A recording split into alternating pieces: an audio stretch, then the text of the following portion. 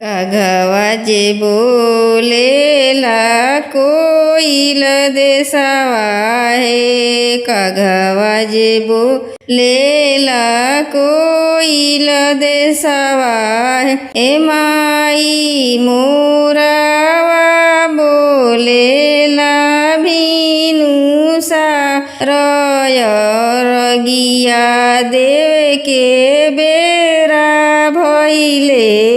ए माई मोरावा बोलेला भिनु सारत कोसिया भर के बेरा भइले। जगवन चलेली सूरज देके आमा है। जगवन चलेली सूरज देके आमा ए उठ बबुआ भइले भिनु सारय रगिया देके बेरा भइले।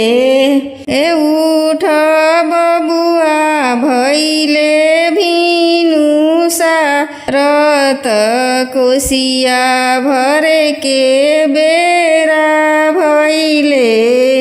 झझकी के बोलेले सूरज मल दुलरुआ है। झझकी के बोलेले सूरज मल दुलरुआ है।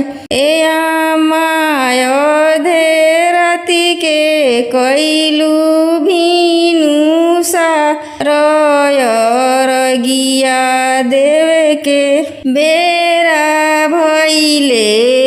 ए आमाय धेरती के कैलू भिनु सारत कोसिया भर के बेरा भइले।